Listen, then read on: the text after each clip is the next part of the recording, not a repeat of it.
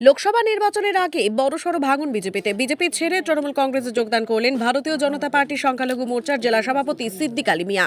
আজ কোচবিহার ২ নম্বর ব্লকের ঘোকসাডাঙ্গায় তৃণমূল কংগ্রেসের জেলা সভাপতি অভিজিৎ দেবভৌমিকের হাত থেকে তৃণমূল কংগ্রেসের দলীয় পতাকা হাতে তুলে নেন বিজেপির কোচবিহার জেলা সংখ্যালঘু মোর্চার সভাপতি সিদ্দিক আলী মিয়া। রাজ্যে যখন প্রধানমন্ত্রী উপস্থিত, সেই সময় সংখ্যালঘু মোর্চার জেলা সভাপতির দল ছেড়ে তৃণমূল কংগ্রেসে যোগদান করায় ঘটনায় অস্বস্তিতে পড়েছে বিজেপি। ইতিমধ্যে তৃণমূল বিজেপি উভয় দলেই লোকসভা নির্বাচনকে কেন্দ্র করে ঘর গোছাতে শুরু করেছে। তৃণমূল কংগ্রেসের পক্ষ থেকে একদিকে যেমন তৃণমূল কংগ্রেসের পুরনো কর্মীদের দলে ফেরানোর উদ্যোগ নেওয়া হয়েছে, অন্যদিকে বিজেপির এই ভাঙন তৃণমূল কংগ্রেসের জন্য অতিরিক্ত পাওনা বলেই মনে করছে রাজনৈতিক মহল। তৃণমূল কংগ্রেসের জেলা সভাপতি অভিজিৎ দেবভৌমিক বলেন, তাসের ঘরের মতো বিজেপি ভেঙে পড়বে এবং সেই তাসের ঘর ভাঙতে শুরু করেছে। বেশ কিছুদিন ধরেই এই জয়েনিং এর কাজ চলছে। আজ বিজেপির সংখ্যালঘু মোর্চার জেলা সভাপতি নিজেই বিজেপি ছেড়ে তৃণমূল কংগ্রেসে যোগদান করলেন। এর থেকে বোঝা যাচ্ছে তাসের ঘর কিভাবে ভাঙতে শুরু করেছে। যারা সাধারণ মানুষের জন্য কাজ করতে চায় তারা কখনোই বিজেপিতে থাকতে পারবে না। বিজেপি সাধারণ মানুষের জন্য কাজ করে না, তারা শুধুমাত্র হিন্দু মুসলিম করে। নির্বাচন 1 লাখের উপরে দিলে বলছি, এটা জেলা সভাপতি বিভিন্ন বিধানসভা, যে এখানে লোকসভা ভিত্তিতে 7টা বিধানসভা আছে, 7টা বিধানসভা কম বেশি আমি প্রোগ্রাম করেছি।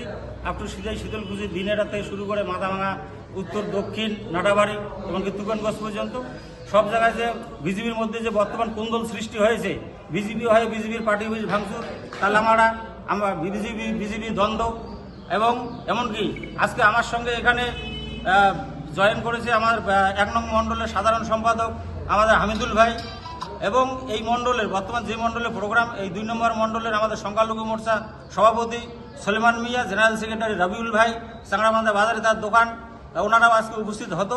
ওনাদের মানে এমন হুমকি দেখিয়ে বিভিন্ন ভয়ভীতি প্রদর্শন করে, ওদের মোবাইল সুইচ অফ করে ওদেরকে সরিয়ে রেখেছে, যারা এই প্রোগ্রাম আজকে জয়েন করতে না পারে। তাহলে এত কিসের ভয়? আমি এক সাধারণ কর্মী, আমি একজন কর্মী, এখানেও আসছি সাধারণ কর্মী হিসেবে থাকতে চাই, দলের হয়ে কাজ করতে চাই। তিনি তাসের ঘরের মতো ভেঙে যাবে বিজেপি, এবং সেই তাসের ঘর ভাঙতে শুরু করেছে। গতকালও জয়েন হয়েছে চিলাখানায়, দিনের বেলা গতকাল রবীন্দ্র ভবনে 3 জন কাউন্সিলর যোগদান করেছে। আজকে বিজেপির জেলা মোর্চার সভাপতি, সংখ্যালঘু মোর্চা স্বয়ং জেলা সভাপতি জয়েন করলেন। তাহলে বুঝতেই পারছেন তাসের ঘর ভাঙার কাজটা কীভাবে আগাচ্ছে। বিজেপিতে কেউ থাকতে পারে না। সাধারণ মানুষ যারা মানুষের জন্য কাজ করতে চায় তারা বিজেপিতে থাকতে পারে না, অসম্ভব। বিজেপি করে মানুষের কাজ করা এটা ভাবেই আর এখানে শুধু একটাই কাজ হবে, তুই হিন্দু তুই মুসলমান, এর বাইরে কোনো কাজ এখানে নেই।